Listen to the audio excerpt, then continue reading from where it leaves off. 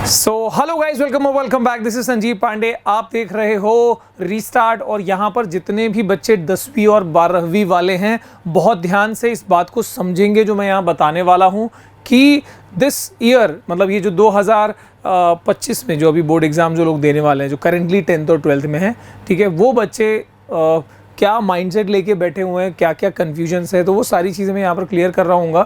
And what is the very important thing जो आपको ध्यान में रखनी है, बहुत ध्यान से इसको समझना है, ठीक है।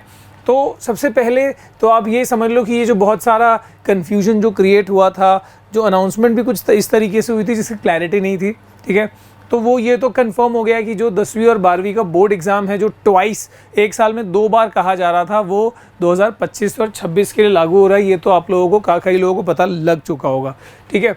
पर इसके अलावा आपको कुछ और बातें ध्यान में जो रखनी है वो ये है कि इस साल की शुरुआत में ही एक क्या कह दिया था सीबीएसई ने कि भाई आपका जो बोर्ड एग्ज़ाम है, यानी कि 2025 का बोर्ड एग्ज़ाम है ना, वो Feb 15 फरवरी में ही मिड फेब को या सेकेंड वीक ऑफ फेब को आप ये समझ सकते हो कि एग्ज़ाम्स के डेट शीट जो आएगी वो उस हिसाब से होगी कि आपका फेब में एग्ज़ाम शुरू हो रहा होगा। और इनफैक्ट ये भी पॉसिबल है कि इससे थोड़ा सा और अर्ली हो जाए। तो आप ये मान के चलो कि आपके हाथ में फरवरी का महीना नहीं होता इवन रिवीजन के लिए, ठीक है। तो और इसकी दूसरी तरफ एक और जो इम्पॉर्टेंट बात है, ये दोनों बच्चों के लिए 10th और 12th दोनों टाइप के बच्चों के लिए एक और इम्पॉर्टेंट बात ये निकल के आ रही है कि 2025 के पैटर्न में अगर आप देखो तो कॉम्पिटेंसी क्वेश्चंस की जो संख्या है वो 50% कर दी गई है, ठीक है। कई लोगों को ये बात ऑलरेडी पता होगी, पर इसकी गहराई को अगर आप नहीं समझोगे तो आप कुछ चीज़ों में आप ढंग से एनालाइज नहीं करोगे, गड़बड़ी हो सकती है। तो व्हाट इज़, इसका मतलब क्या हो गया कि भाई 50% कॉम्पिटेंसी क्वेश्चन, सर ये तो आसान हो गया ना, एमसीक्यू बढ़ गए, ठीक है, या फिर सोर्स बेस्ड क्वेश्चन बढ़ गए, केस बेस्ड क्वेश्चन बढ़ गए। देखो, एक चीज़ जो पिछले 2-3 सालों में हुई है वो मैं आपको बता रहा हूँ कि सिलेबस कट हुआ है, सिलेबस जो है वो कट शॉर्ट हुआ है, पर इसका ये मतलब बिल्कुल भी नहीं है कि आपका सिलेबस या आपका एग्ज़ाम या क्वेश्चंस का जो तरीका है वो आसान हुआ है। They are constantly improving the level, ठीक है। आपकी थिंकिंग स्किल बढ़े, प्रॉब्लम सॉल्विंग स्किल बढ़े, उस चीज़ के ऊपर ज़्यादा फोकस किया जा रहा है। एनईपी का मकसद वो है, तो उसकी ऑलरेडी शुरुआत हो चुकी है, ठीक है। तो आपको लग रहा है कि यार अब तो चैप्टर्स कम हो गए, टॉपिक्स कम हो गए, ऐसा बिल्कुल भी नहीं है।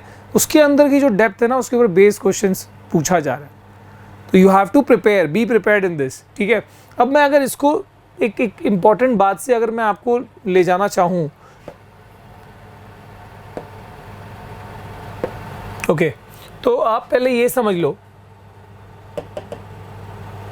कि आपका जो एग्ज़ाम है, अगर मैं ये कह रहा हूँ कि भाई वो फेब में होने वाला है, तो how much time you have, अब कितना समय बचा हुआ, उसमें क्या क्या कुछ करना होगा आपको। फेब में अगर आपका एग्ज़ाम हो रहा है तो इसको तो छोड़ दो, आपके पास ये जनवरी का महीना है और उससे पहले अभी हम बैठे हुए हैं जुलाई के एंड में। सो मतलब एग्जैक्टली मैं अगर कहूँ तो अगस्त है, सितंबर है, अक्टूबर है, नवंबर है और दिसंबर है। सर ये तो बात पता है मेरे को, ठीक है।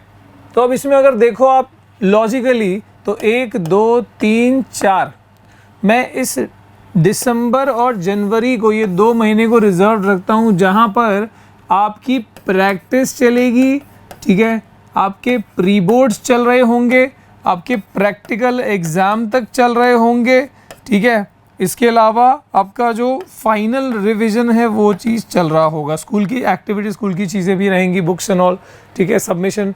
तो आप ये समझ लो कि ये जो 2 महीना है ना, वो आपको पता नहीं चलेगा, ठीक है। तो लॉजिकली, और उसमें भी जनवरी जो है वो आप फाइनल एग्ज़ाम के लिए अपना जो बचा हुआ कुछ भी अगर ऊपर नीचे है तो वो आप यहाँ पर कर रहे होगे, प्रैक्टिस, सैम्पल पेपर की प्रैक्टिस, प्रीवियस ईयर की एक्स्ट्रा प्रैक्टिस, वो आप यहाँ पर कर रहे होगे। तो लॉजिकली ये सारी चीज़ें आपको दिसंबर में करनी होती हैं। तो अब बचा कितना सर, 1 2 3 एंड 4। तो आप ये समझो कि अब आपके पास कुल मिला के 4 महीने हैं। सर क्या डरा रहे हो, पता था मुझे, ठीक है। पर देखो बात यही है ना कि आपको उस चीज़ को फेस करना पड़ेगा। पता सबको है, पर उस पर जो उस चीज़ को इग्नोर कर रहा है या जानबूझ के जो उसको थोड़ा सा डर लग रहा है, तो भाई ध्यान मत दो उसके ऊपर। ऐसी वाली चीज़ कर रहे हो तो काम नहीं चलेगा। You have to do your plannings accordingly. आपकी टाइम टेबल, आपकी सेल्फ स्टडी, जो भी चीज़ें हैं, आपके स्कूल की जो भी टेस्ट और अभी यूनिट टेस्ट या पीरियोडिक एग्ज़ाम्स हाफ ईयरली, वो सब चीज़ें जो है इन सब के बीच में आ रही होंगी। तो आपको उस तरीके से अगर प्लान नहीं किया गया, ये 4 महीने को सिस्टमैटिकली यूज़ नहीं किया गया, मैं बहुत श्योर हूँ कि यहाँ पर जितने भी बच्चे होंगे, अगर आपके एवरेज में 15 चैप्टर है सब्जेक्ट के अंदर, तो आपने हार्डली 5 चैप्टर किया होगा। ठीक है, बहुत ज़्यादा कह रहा हूँ मैं ढंग से। तो इसका मतलब आपको हर सब्जेक्ट के 10 से चैप्टर अगर आपको करने हैं, बनाने हैं, उससे भी ज़्यादा चैप्टर्स अगर है, तो अगर इसको प्रॉपरली डिवाइड नहीं किया गया इस 4 महीनों के अंदर, तो दिक्कत हो सकती है। ठीक है, तो जितने भी बच्चे 10th और 12th वाले हैं, अपनी टाइम टेबल, सेल्फ स्टडी वाली टाइम टेबल जो है वो तैयार करो। अगर किसी को दिक्कत हो रही है सर कैसे बनाऊँ मैं, कैसे उसको डिवाइड करूँ, तो उसके लिए जो मैंने पीछे वीडियोज़ बनाए थे इसके ऊपर कि सेल्फ स्टडी का बेस्ट टाइम टेबल क्या हो सकता है। तो देखो हर बच्चे का टाइम टेबल अलग हो सकता है, उसी के हिसाब से मैंने एक रूप देने की कोशिश की थी, वो आप चेक कर लेना। ठीक है, और अपनी तैयारी जो है फेस करो, जो भी चीज़ें आ रही है उसको फेस करो, और ये वही है।